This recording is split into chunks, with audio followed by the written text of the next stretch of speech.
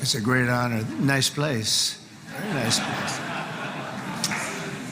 Mr. President, Mr. Prime Minister, Mr. Speaker, esteemed members of the Knesset, and cherished citizens of Israel, we gather on a day of profound joy, of soaring hope, of renewed faith, and above all, a day to give our deepest thanks to the Almighty God of Abraham, Isaac, and Jacob.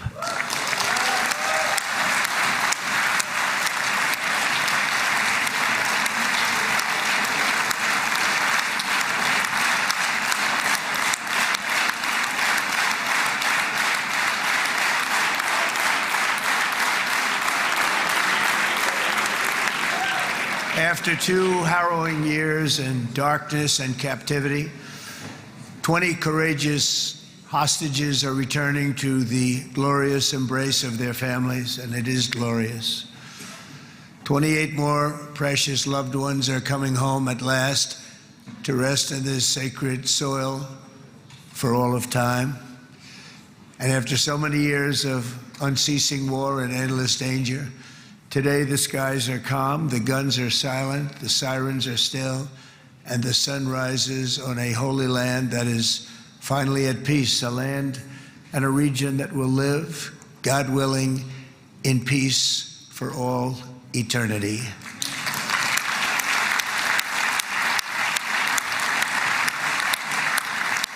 This is not only the end of a war, this is the end of an age of terror and death, and the beginning of the age of faith and hope and of God. It's the start of a grand concord and lasting harmony for Israel and all the nations of what will soon be a truly magnificent region. I believe that so strongly. This is the historic dawn of a new Middle East. I want to express my gratitude to a man of exceptional courage and patriotism, whose partnership did so much to make this momentous day possible. You know who I'm talking about. There's only one, Prime Minister Benjamin Netanyahu. Bibi, please stand up.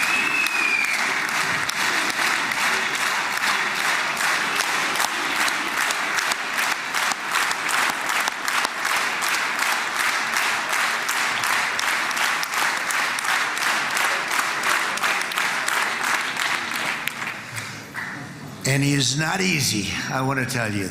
He's not the easiest guy to deal with, but that's what makes him great. That's what makes him great.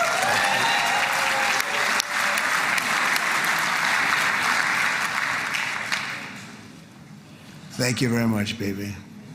Great job.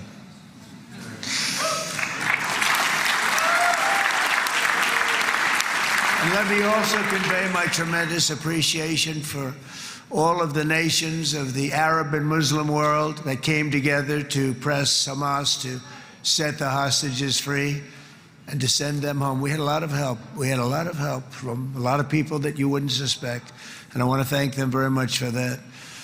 It's an incredible triumph for Israel and the world to have all of these nations working together as partners in peace. And it's pretty unusual for you to see that, but it happened in this case. This was a very unusual point in time, a brilliant point in time. Generations from now, this will be remembered as the moment that everything began to change, and change very much for the better. Like the USA right now, it will be the golden age of Israel and the golden age of the Middle East. It's going to work together. I'd like to thank several great American patriots for their invaluable help in getting something done that almost everyone thought was absolutely impossible. We were wasting our time. So many people said, "You're just wasting your time." But we weren't, because we had talented people working with us, and we had people that loved your country, and frankly, people that loved the region. They loved the Middle East. I want to thank my friend Steve Witkoff.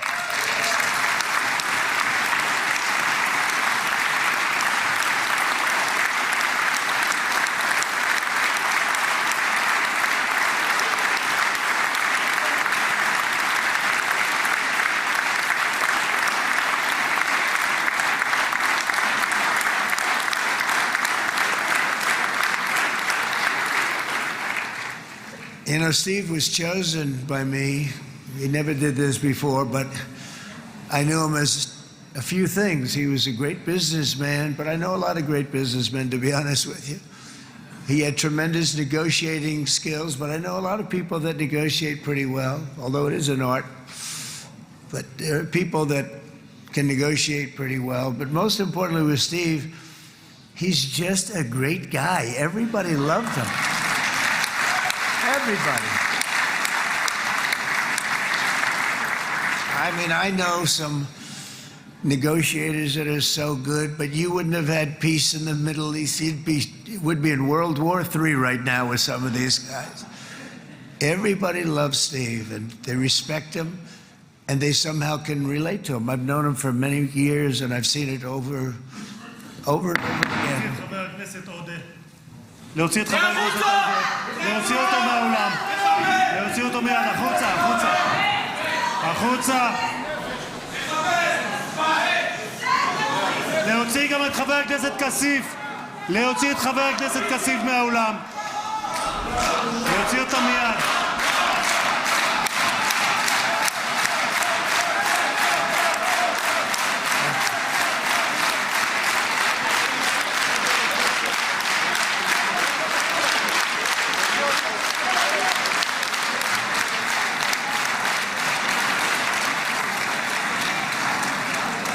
Sorry for that, Mr. President. Thank you. Please.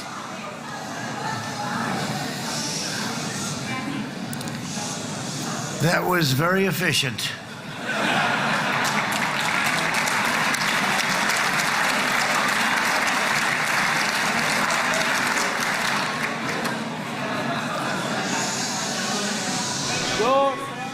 So back to Steve. He's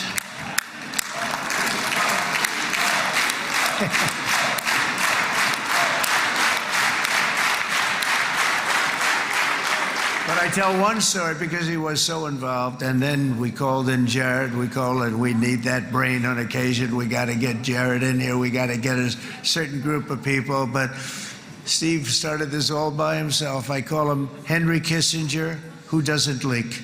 Okay? Henry is a big leaker. He leaked.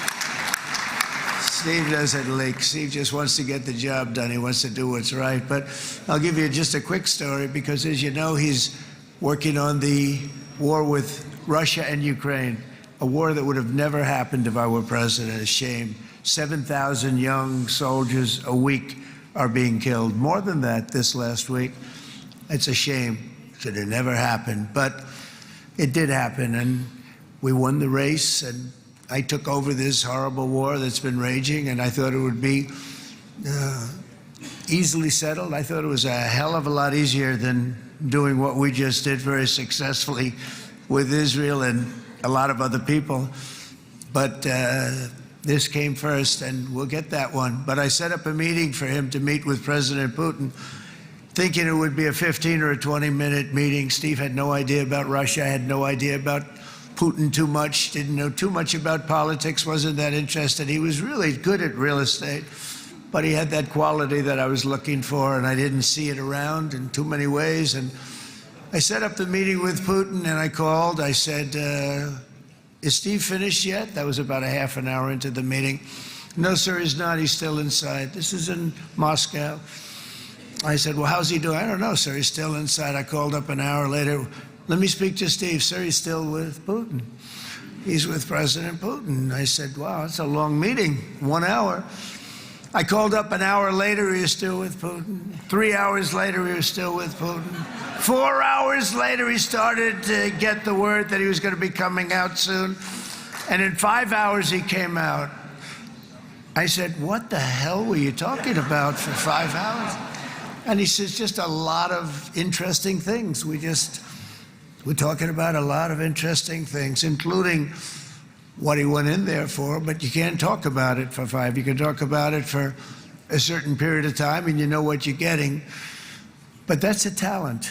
That's a talent where you can do that. Most people I'd send in, number one, they wouldn't be accepted. Number two, if they were, the meeting would last 5 minutes, and that's what happens with Steve. Everybody loves him. They love him on this side. They love him on the other side. And he really is. He's a great negotiator because he's a great guy. So thank you very much, Steve, very much.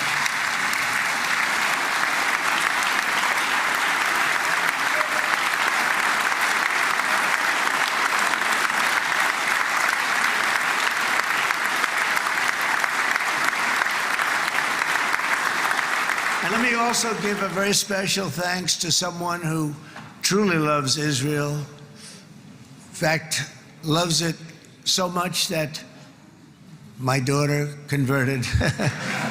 My daughter converted. I didn't know this was going to happen. And Ivanka's here.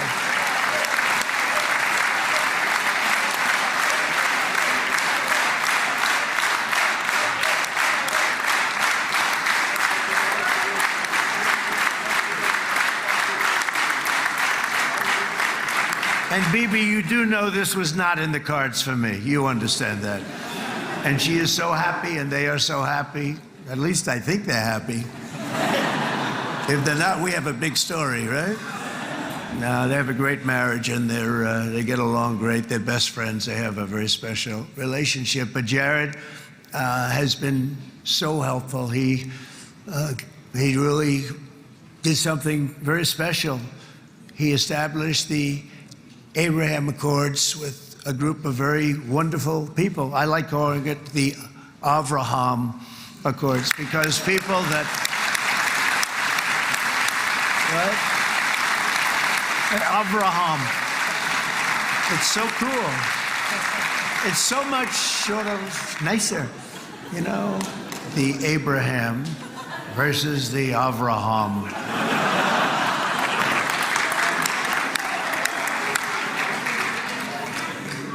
I just don't want to sound too sanctimonious when I do it, so, you know, I sort of split it up.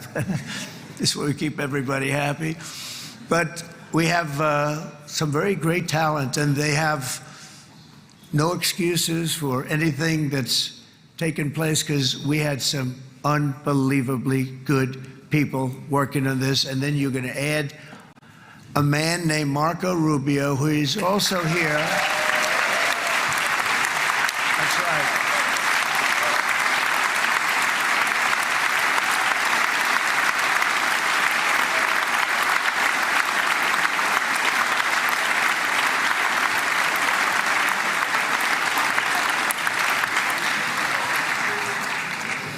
And I have a prediction that Marco will go down, I mean this, as the greatest Secretary of State in the history of the United States. I believe that. I believe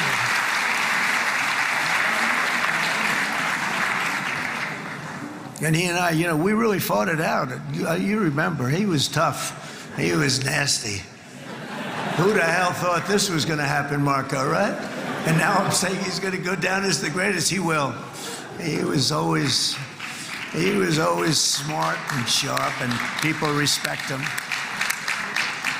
And then we have somebody who's young, but an unbelievable leader. I saw it a long time ago, and he's turned out to be even better than we thought. Right, Susie? I think even better.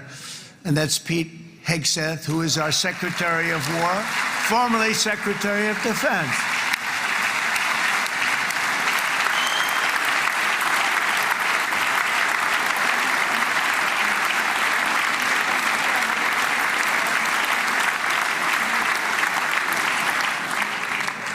And as you know, we decisively won World War I. We decisively won World War II decisively.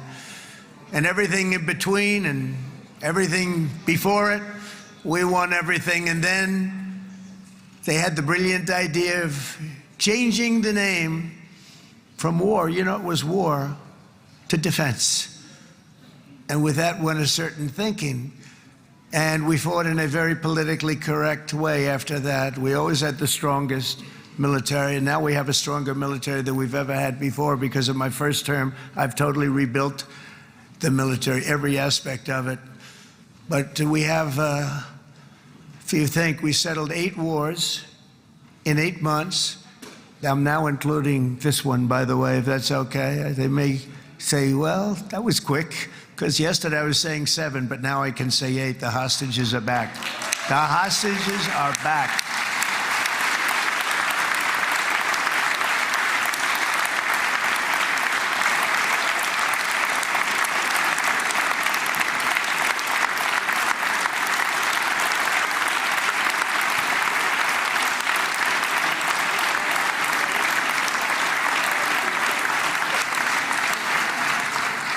It is a good feeling. Isn't that nice to say? You know, I just said the hostage, first time I said the hostages are back. It feels so good to say it.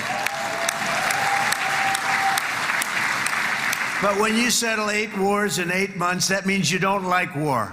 Everyone thought I was going to be brutal. In fact, I remember Hillary Clinton during a debate, she said, look at him, he's going to go to war with everybody. And actually, she said, he's got a personality that's all about war. No, and my personality actually is all about stopping wars, and it seems to work. It seems to work. But it also means this name change and our attitude that we're not going to go into a war, but if we do, we're going to win that war like nobody has ever won a war before. We will not be politically correct, but we're not going to be there. And I think, you know, as you mentioned, Bibi, before, peace through strength. And that's what it's all about. The United States has the greatest and most powerful military in the, right now, history of the world. I can tell you we have weapons that nobody's ever dreamt of. I only hope we never have to use them. I rebuilt the military. I was proud to do it, but some of the things I hated to do. I hated certain of the weapons because the level of power is so enormous. It's so dangerous, so bad. But we have to do what we have to do. We make the best weapons in the world, and we've got a lot of them. And we've given a lot to Israel, frankly. And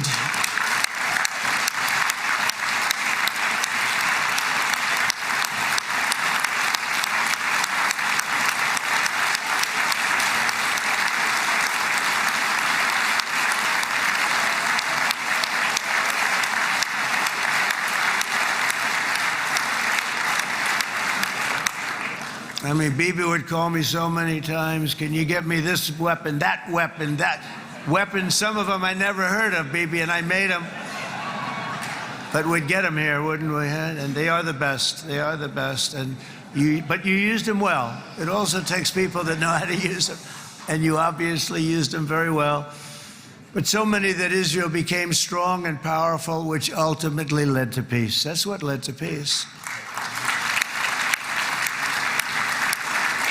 So as we celebrate today, let us remember how this nightmare of depravity and death all began. 2 years ago, on the eve of the Simchat Torah holiday, thousands of innocent Israeli civilians were attacked by terrorists, and one of the most evil and heinous desecrations of innocent life the world has ever seen, the worst slaughter of Jews since the Holocaust. The cruelty of October 7th struck to the core of humanity itself. Nobody could believe what they were witnessing.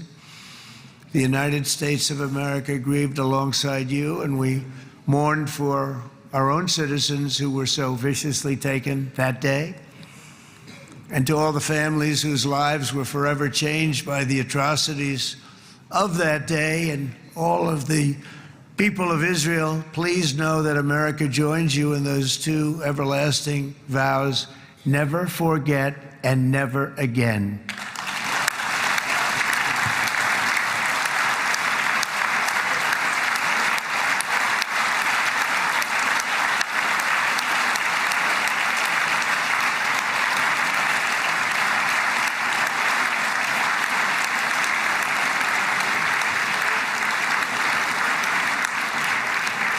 From October 7th until this week, Israel has been a nation at war, enduring burdens that only a proud and faithful people could withstand. It was a very tough period of time.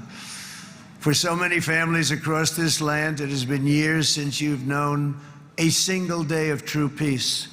But now at last, not only for Israelis, but also for Palestinians and for many others. The long and painful nightmare is finally over. And as the dust settles, the smoke fades, the debris is removed, and the ashes cleaned from the air, the day that breaks on a region transformed, and a beautiful and much brighter future appears suddenly within your reach. This is now a very exciting time for Israel and for the entire Middle East, because all across the Middle East, the forces of chaos, terror, and ruin that have plagued the region for decades now stand weakened, isolated, and totally defeated.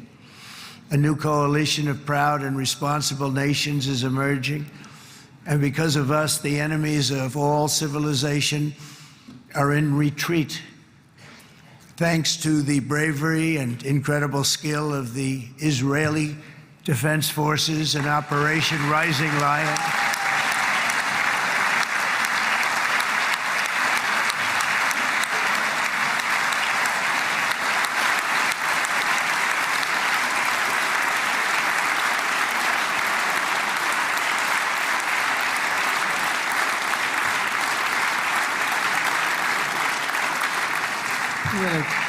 guy's central casting. Let's put him in a movie. Look at him. Great job. And my people loved working with you. Loved it. They worked so well together. But many of Iran's top terrorists, including nuclear scientists and commanders, have been extinguished from this earth. And with Operation Midnight Hammer, boy, that's a great name for that, what we did. Last June, the United States military flew 7 of those beautiful B-2 bombers. They look so beautiful all of a sudden. They were always, I thought they were pretty planes. I had no idea they could do what they did. In fact, we just ordered 28 more of them. A little updated version. We ordered a whole pile of them. And almost 100 other planes went with them, including fighter jets. And we had 52 tankers, big, beautiful, brand new tankers that were loading them up 4 or 5 times. They've traveled 37 hours back and forth, think of that. But we had tankers all over the sky for all the other planes. We had the F-22s, the F-35s, F-16s. We had a hell of a lot of planes.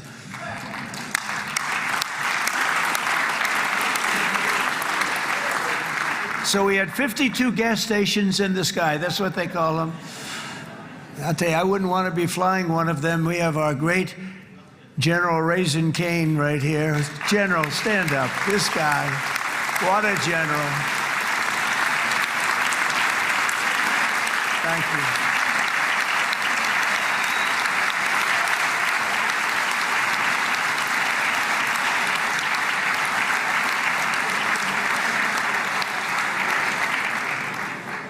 I asked General Cain, I said, you know, we're having problems with ISIS, and I was in Washington, and I asked, how long would it take to defeat ISIS? And my Washington generals told me, 3, 4, maybe 5 years, sir.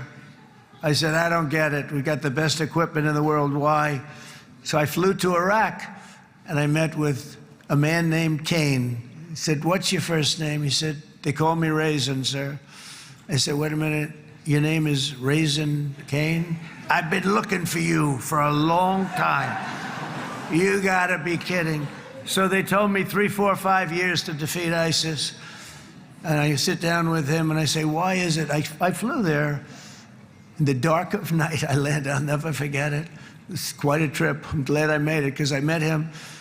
I said, could I ask you, General? I come down. He said with another general and a sergeant. Everybody was like central casting. They could go into a movie right now. Between him and you guys over here, we could get rich making movies, okay? And they got along so great. That's the beautiful thing, that your military and our military, Bibi, got along so great. But I was told by the television generals in Washington, we have the best equipment in the world. Why is it taking so long? And they said, 4 years. I said, so let me ask you, Raisin, how long would it take you to defeat ISIS? Sir, we can do it in 3 weeks, but you'll probably have some time left over. I said, you gotta be kidding. What the hell are you talking about? They said 4 years. I said, well, sir, look, it's not my place to say, but you're asking me the question. What you have to do is you hit him from the west, you hit him from the north, you hit him from the south, you hit him above, you hit him below. I said, so why didn't they do it? And he didn't want to speak badly of his superiors, which is hard to believe they were his superiors.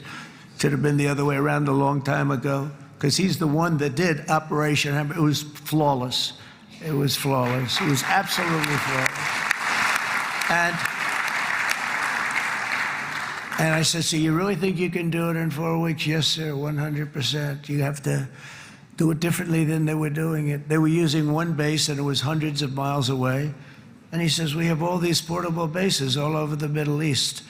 And they didn't want to use them because they didn't want to offend the country where the portable, they wouldn't have even known what the hell the planes were going up, right? They wouldn't have known, but he said, no, they didn't want to defend anybody, offend anybody, and but we can do it in 4 weeks. I said, you sure about that? I'm going to call you back. I'll call you back on Monday. I'm going back to Washington. But you think 4 weeks? Yes, sir, I think we can do it in 4 weeks. We'll have time left over. So I call him on Monday. I said, you think you can do it? 4 weeks. I said, go ahead and do it. He did it. I'll tell you, he did it in 4 weeks, less than 4 weeks. So, General, stand up, please. Again, this is a real general. This is not a television general. He doesn't want to go on television.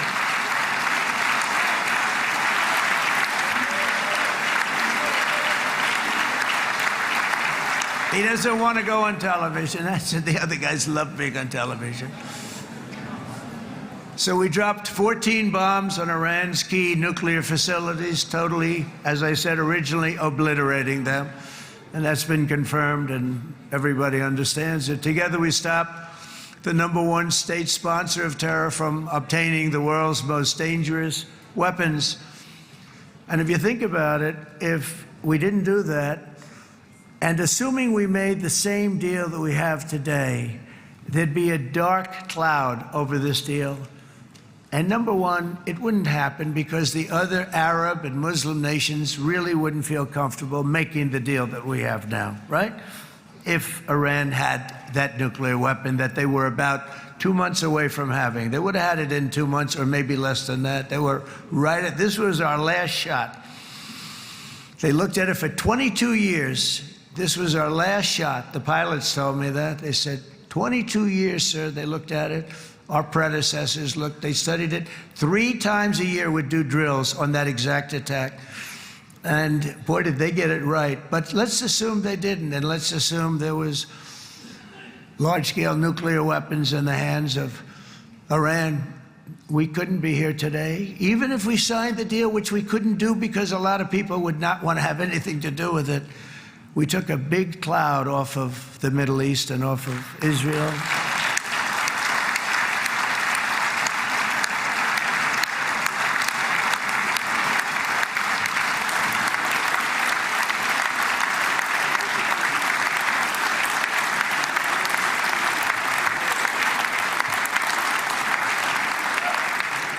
And it was my honor to help. But isn't it true, though, that can you imagine the same, let's assume, Bibi, the same documents, we had everything the same, but you had somebody out there that was, in the opinion of everybody, all-powerful in the Middle East. They took a big hit, didn't they? Didn't they take a big hit? Boy, oh boy. They got hit from one side, from the other. And you know it would be great if we could make a peace deal with them, and I think that's big. Would you be happy with that? Wouldn't it be nice, I think? Because I think they want to. I think they're tired. Somebody said, sir, they're starting their nuclear program again. I said, let me tell you something. They're not starting anything. They want to survive. The last thing they want to do is start digging holes again in mountains that just got blown up and start. They're not doing it. They want to survive, okay? But I think we have a chance. Steve, you, and I think Jared, come on, I'll call you back for another one. We always bring Jared when we want to get that deal closed. We bring Jared, but Steve, you and Jared and the General and Pete and Marco, you'll get that deal done easy. I think that'll be easy. But first we have to get Russia done. We got to get that one done. If you don't mind, Steve, let's focus on Russia first, all right? We'll get it done. In Lebanon, the dagger of Hezbollah, long aimed at Israel's throat, has been totally shattered. My administration is actively supporting the new president of Lebanon in his mission to permanently disarm Hezbollah's terror brigades. He's doing very well. And build a thriving state at peace with its neighbors. And you're very much in favor of that, I know. And good things are happening there, really good things. And with this week's ceasefire, we've achieved the most challenging breakthrough of them all. The most challenging breakthrough maybe ever. I mean, I've never seen anything like it. I've been involved in a lot of success. I have never seen anything like what's going on today all over the world. People are dancing in the streets, not just in Israel. They're dancing in the streets of countries that would have never danced in the street about what's happening today. They're dancing in those streets. So this long and difficult war has now ended. You know, some people say 3,000 years, some people say 500 years, whatever it is. It's the granddaddy of them all. And in an unprecedented achievement, virtually the entire region has endorsed the plan that Gaza will be immediately demilitarized, that Hamas will be disarmed, and Israel's security will no longer be threatened in any way, shape, or form.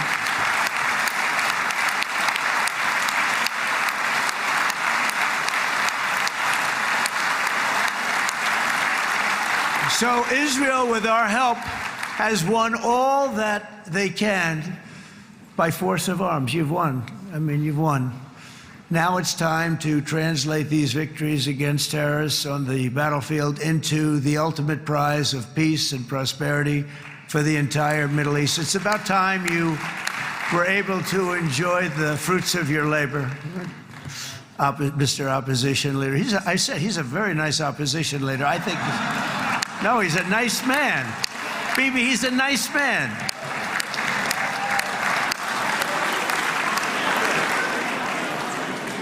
He knows what he's doing, right? No, he's a very nice guy. Well, see, now you can be a little bit nicer, Bibi, because you're not at war anymore, Bibi.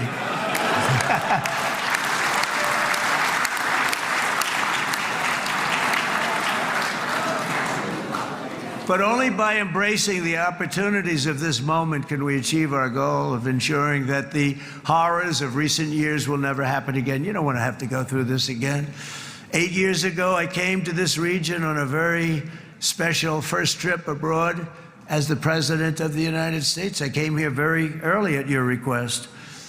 I addressed the leaders of the Arab and Muslim world gathered in Saudi Arabia and said that it was time to build a future free of the grip of extremism and terror. And interestingly, right now, as soon as I'm finished, I'm quite late. You've kept me quite late between opposition leaders and Bibi's brilliant but very long speech. I thought I was going to run up here, make a speech, and then head to Egypt. It didn't work out, though. And you made a pretty long one, too, Sarah.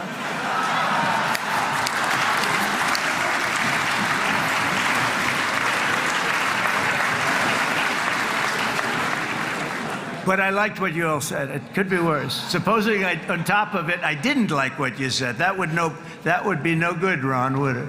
Ron, you did a great job, by the way, Ron.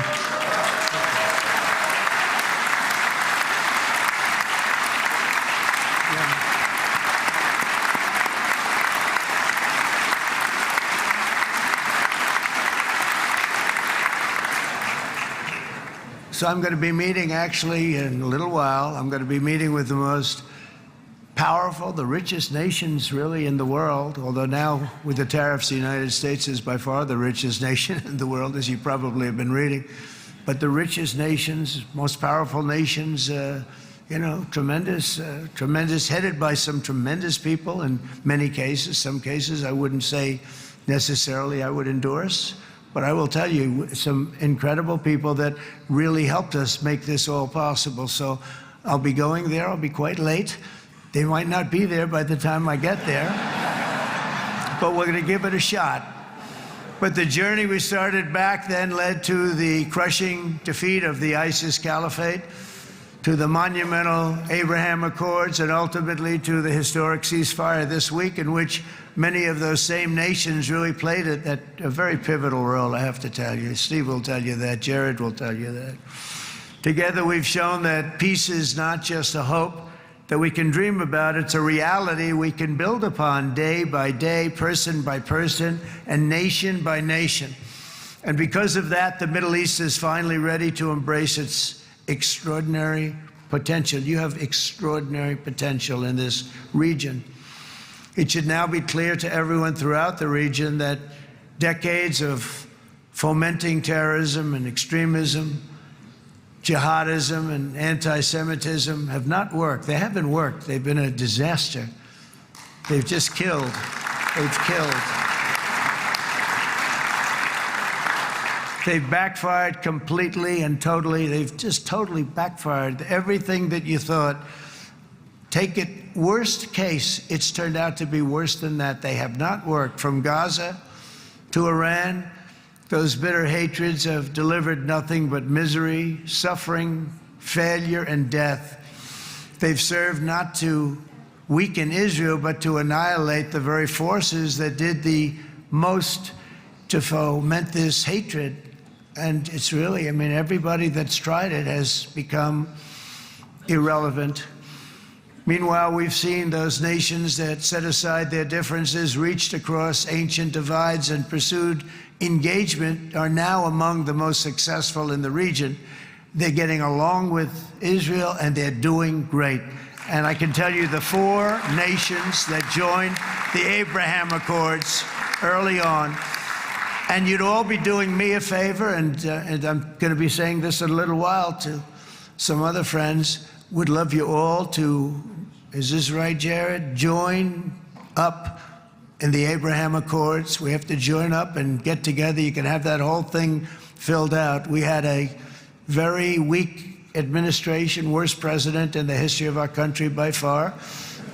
And Barack Obama was not far behind, by the way.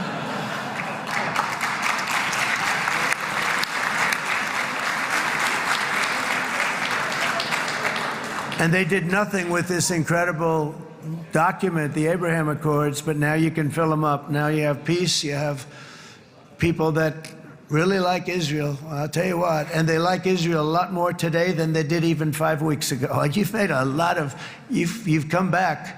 You've come back strong, because it was getting to be a little nasty out there in the world, and ultimately the world wins. You can't beat the world always. I would say to Bibi, it's now time.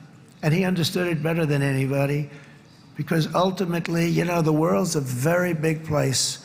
And I've said a lot. I said, this piece of land is very small. It's unbelievable what you've done with that tiny, you look at a map even of just, not the world, the Middle East, and you have this little dot.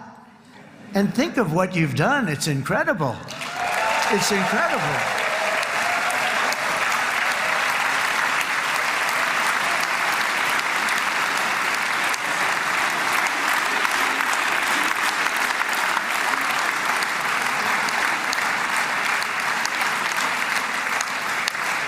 But the world is loving Israel again. And I said to people, the world is big and it's strong. And Ron, ultimately, the world wins. And we don't have to worry about that now. But there was getting to be a period of time over the last few months, the world wanted peace and Israel wanted peace. Everybody did. Everybody did. And what a victory it's been, right? What a victory it's been. If you would have gone on for 3, 4 more years, keep fighting, it was getting bad. It was getting heated. The timing of this is brilliant. And I said, Bibi, you're going to be remembered for this far more than if you kept this thing going, kill. it would not be the same. And I just want to congratulate you for having the courage to say, that's it, we've won, and now let's enjoy our lives and let's rebuild Israel and make it stronger and bigger and better than it's ever been before. You're going to do that. Took a lot of guts.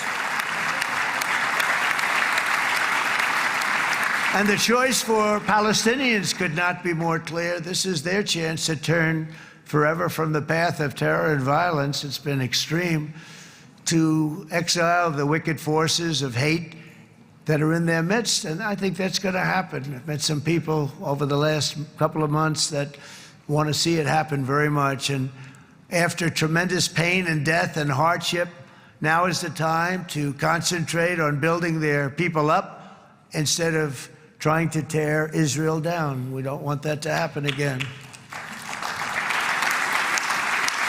And the total focus of Gazans must be on restoring the fundamentals of stability, safety, dignity, and economic development so they can finally have the better life that their children really do deserve after all these decades of horror. I intend to be a partner in this effort in the sense that we're going to help and we're going to do something that became unbelievably popular. Everybody wants to be on it. It's called the Board of Peace, okay? How about that? Is that a beautiful name? Like a board of peace.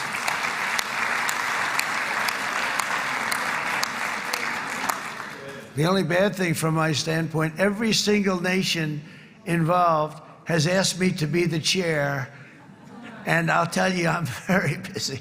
I didn't count on that, but you know what? If we do it, we'll do it right. And we have unbelievable power and wealth, because you're going to need wealth. You're going to need wealth to rebuild things, and they have wealth like few people have wealth. I want to thank the Arab and Muslim nations for their commitment that they've made to support a safe rebuilding of Gaza and beyond. I have many Arab countries, very wealthy countries, that came up and said, we'll put up tremendous amounts of money to get to rebuild Gaza. And I think that's going to happen. The power, they want dignity, they want to come forward, and they want to say, and I want to say who they are, because what they're doing is going to be, I think, something that you're going to be very impressed with, Bibi. And you need that. You need the kind of economic power that they have, and they want to see it work.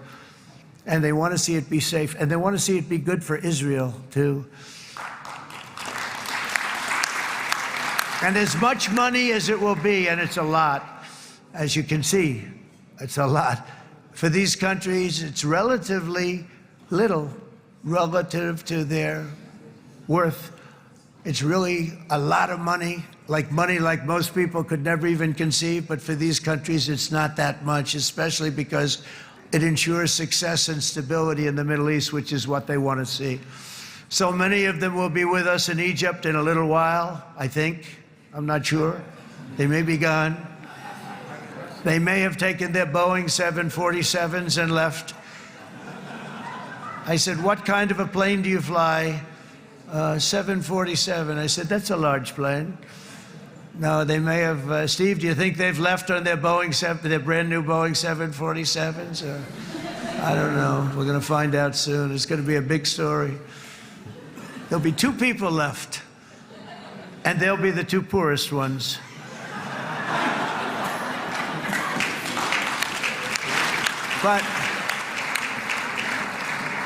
But it will be the wealthiest and most powerful group of nations.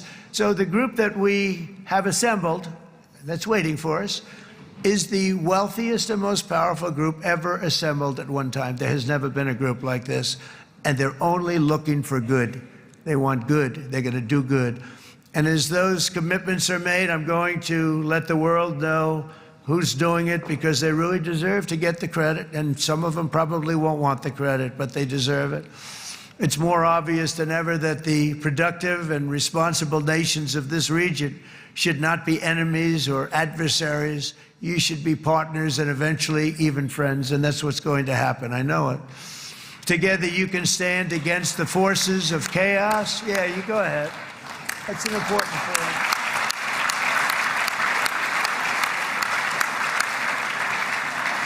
Because you can stand against the forces of chaos that threaten all of your interests, and it's always a big threat, and unleash incredible prosperity and opportunity for all the people of these lands, and that's what's going to happen. You're going to unleash numbers and success, the likes of which Israel has never been able to think of, because you're so firm, and you should be, and you've done the right thing in defending yourself. You're not going to have to worry so much about it. You've won, and now you can build, and you can do things that you never even thought possible. When you put that genius into doing something else, it's going to be something it's going to be a miracle. The miracle in the desert, it's going to be amazing. And it already is in a true sense. But it'll be wonderful when you can spend time thinking about other than war and defense and offense also. To that end, it's my firm hope and dream, frankly, that together the Abraham Accords will turn out to be everything that we thought they would. Those 4 countries were very, very brave in doing it. They did it at a very early point, and every single one of them benefits unbelievably financially. And if you notice, even in this bad period that we just went through, they all remained a member of the Abraham Accords. They've done unbelievably well. And you know who you are, and I want to thank you.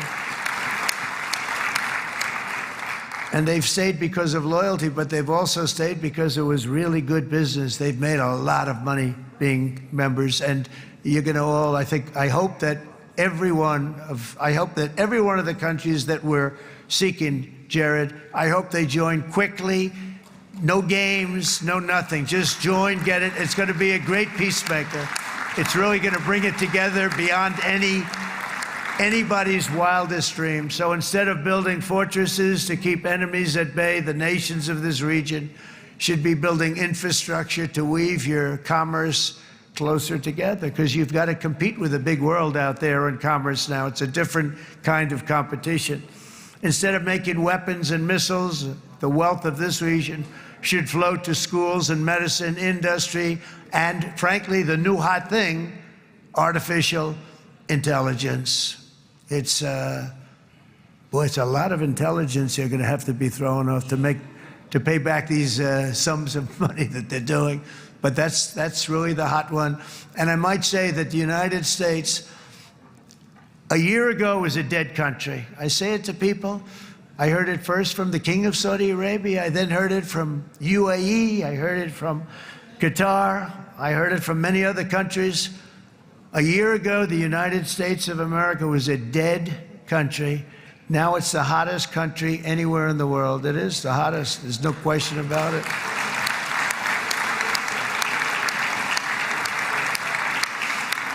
In fact, if you go back a year ago, before the election, although once we had November 5th, we became hot because people got it. I would say November 5th was a time that we became really hot. But once you go back a couple of years, if I were in charge and the country was doing what they were, nobody was going to ask me to speak. Nobody asked Joe Biden to come up and speak, I guarantee you that. And if they did, he would have turned them down, I promise you. He didn't speak. He didn't speak, and he didn't speak well. But all of the countries in the Middle East, it could have, what we're doing now, it could have happened a long time ago, but it was strangled and set back almost irretrievably by the administrations of Barack Obama and then Joe Biden. There was a hatred toward Israel. There was an absolute hatred. The setbacks really started when President Obama signed the Iran nuclear deal. This was a disaster for Israel, and it was a disaster for everyone. And I remember that Bibi Netanyahu came to the United States and worked so hard to try and get Obama not to do that deal.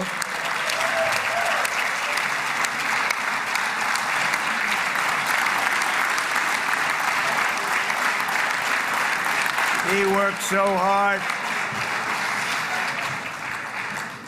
But it was like talking to a wall. I remember him telling me it was like talking to a wall. They wanted to go with Iran. They chose Iran, frankly, over a lot of other good nations, but specifically Israel. And that was the beginning of a very bad period of time. You had Obama go out, and the Iran nuclear deal turned out to be a disaster. And by the way, I terminated the Iran nuclear deal, and I was very proud to do it.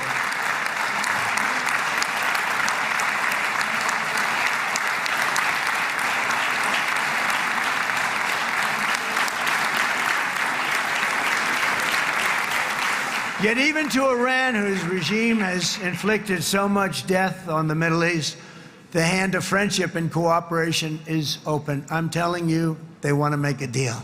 That's all I do in my life. I make deals. I'm good at it. I've always been good at it. And I know when they want. Even if they said, we don't want to make a deal, I can tell you they want to make a deal. All right, they do. They want to make a deal, and we're going to see if we can do something, because this is crazy what's happening, and we're not going to have this anymore. Neither the United States nor Israel bear the people of Iran any hostility. We merely want to live in peace. We don't want any looming threats over our heads, and we don't want to even think in terms of nuclear destruction. It's not going to happen, never will happen.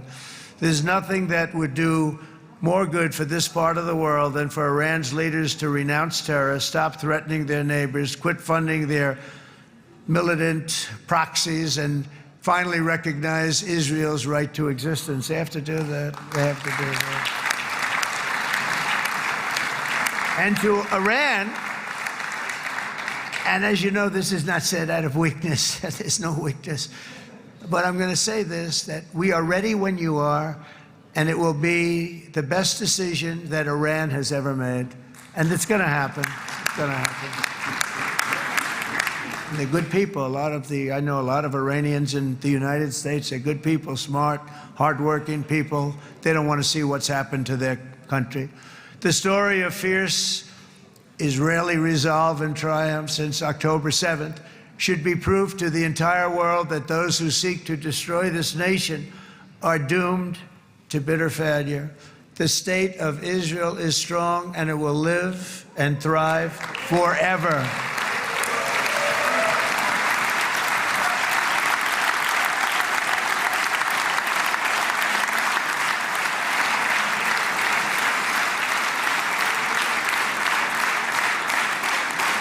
And that is why Israel will always remain a vital ally of the United States of America.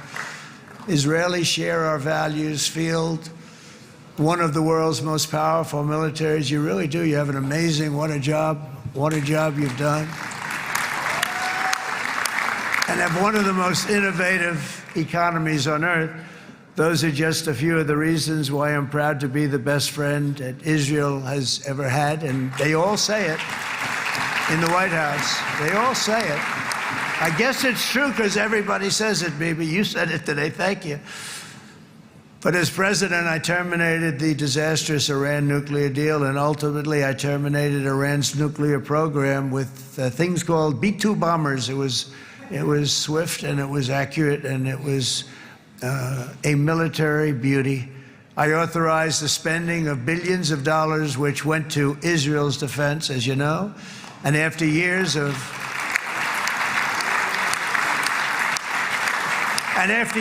broken promises from many other American presidents, you know that, they kept promising. I never understood it until I got there. There was a lot of pressure put on these presidents. It was put on me too, but I didn't yield to the pressure.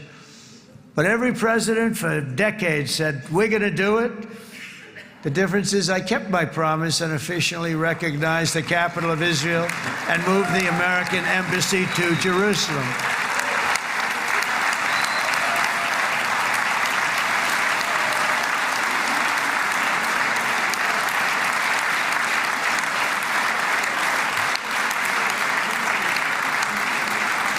Isn't that right, Miriam? Look at Miriam. She's back there. Stand up, Miriam. Stand up.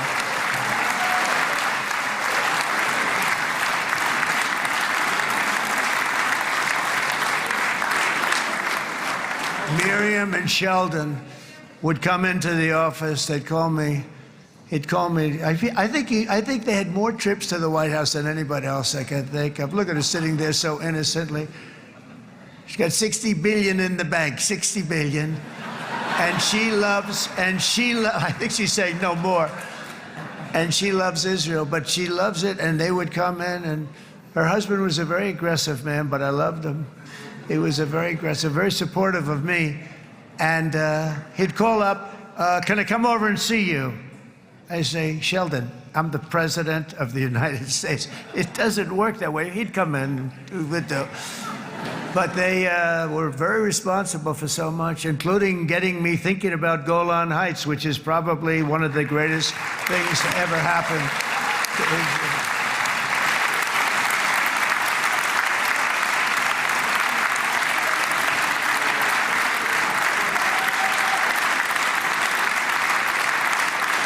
Miriam, stand up, please.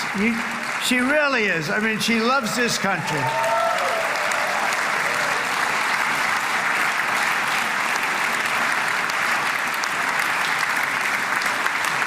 She loves this country. Her and her husband are so incredible. We miss him so dearly.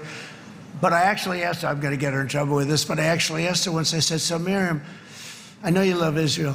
What do you love more, the United States or Israel? She refused to answer. That might mean Israel, I must say. We love you. Thank you, darling, for being here. That's a great honor. Great honor. She's a wonderful woman. She is a great woman. I've always stood for the people of this community, and I always will. I'll always be with you. I'm always going to be with you. I guess maybe something could happen to change my mind. Somebody that's really stupid gets into office and wants to do really bad things, but that's about it. We don't think we're going to have that happen. I hope we're not going to have that happen. And this man is a good man right here. These two men are good men right here.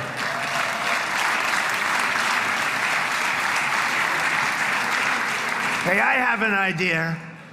Mr. President, why don't you give him a pardon? Give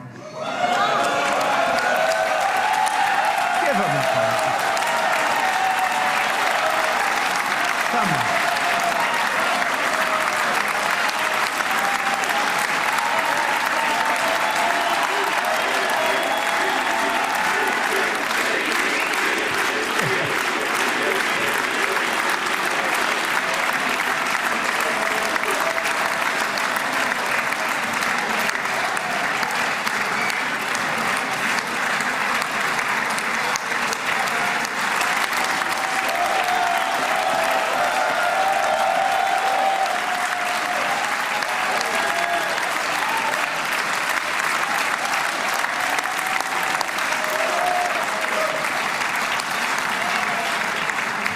By the way, that was not in the speeches, you probably know. But I happen to like this gentleman right over here, and it just seems to make so much sense. You know, whether we like it or not, this has been one of the greatest wartime presidents. This has been one of the greatest wartime presidents. And cigars and champagne, who the hell cares about that?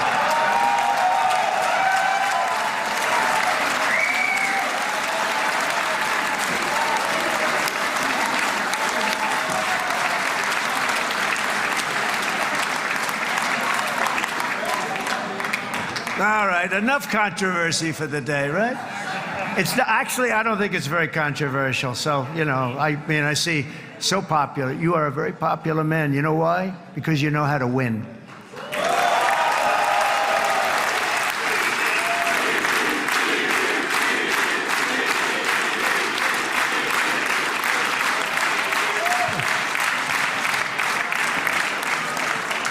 Over the past 2 years, I've met many of the families of the Israelis taken hostage and those that were taken hostage. Unbelievable. I've looked into their eyes. I've seen the worst nightmares of their suffering, but I've also seen something else, the beautiful love of the people, the love of people, frankly, that hold things together, the love that gives you the courage to carry on through thousands of years of persecution and repression and to emerge with the heart of David. It's the heart of David. It's that love that's defeated the enemies of civilization, built this incredible country and this unbelievable economy, and forged one of the great democracies of the world. That is why it's a true honor to stand here today and address this assembly in your ancient and eternal now capital, Jerusalem. I'm proud to have helped in that regard. This city and this nation stand as living proof that a much brighter future for this entire region is truly within our grasp. For thousands of years, Jerusalem has been a home to Christians, Jews, Muslims, and people of all ethnicities and creeds. This is the holy center of the world's three great Abrahamic face. I like that too. Adorned, it's the first time I've seen that word in a while. Adorned with their sacred sites and alive with their pilgrims and visitors from every corner of the globe. But here between the Western Wall, the Temple Mount, and the hill called Calvary, people of every faith and background live, work, pray, serve, and raise their families side by side, and they do it with love. This example is just one of the modern miracles that Israel has given to the world. And just in closing, the leaders in this chamber know better than anyone else the challenges of this harmony, and it's been easily won. No, it hasn't. It has not been. It's been so tough, but it has been, some say, a miracle. What you've done is a miracle. Look at your size. Look at your chances when it all started. And you know, if you think about it, you are safer today, stronger today, and more respected today than at any time in the history of Israel. Think of it. People used to say it wouldn't exist. They don't say that anymore, do they? Yet if safety, security, and coexistence can thrive here in the winding alleys and ancient paths of Jerusalem, then surely peace and respect can flourish among the nations of the broader Middle East. The God who once dwelled among his people in this city still calls us, in the words of Scripture, the turn from evil and do good, to seek peace and pursue it. So he still whispers truth into the hills and knolls and valleys of his magnificent creation, and he still writes hope into the hearts of his children all over the world. And that is why even after 3,000 years of pain and conflict, the people of Israel have never given up from the threats of Zionism, from all sorts of threats. You want the promise of Zion. You want the promise of success and hope and love and God. And the people of America have never lost faith in the promise of a great and blessed future for all of us.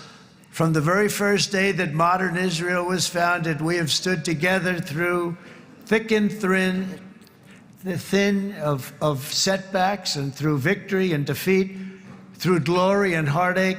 We have built industries together. We have made discoveries together. We have confronted evil together, and we have waged war together, and perhaps most beautifully of all, we have made peace together. And this week, against all odds, we have done the impossible and brought our hostages home.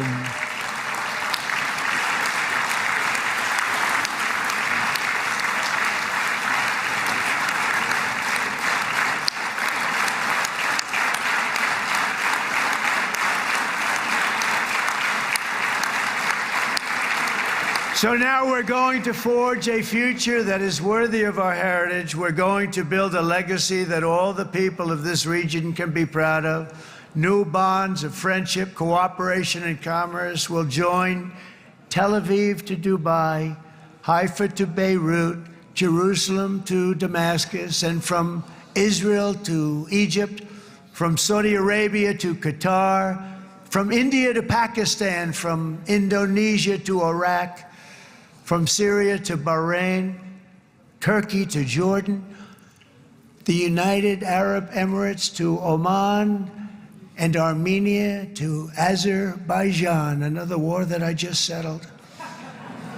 We are going to have hope, harmony, opportunity, and happiness here in the spiritual and geographic center of the entire world. That's what you are. Israel, America, and all of the nations of the Middle East will soon be safer, stronger, greater, and more prosperous than ever before.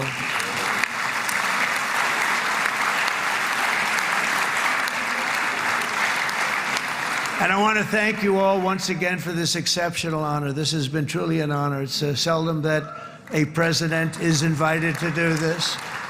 And I love Israel. I'm with you all the way. You will be bigger, better, stronger, and more loving than ever before. Thank you very much. God bless you. God bless the United States of America. And God bless the Middle East. Thank you, everybody. Good luck. Thank you very much. Thank you.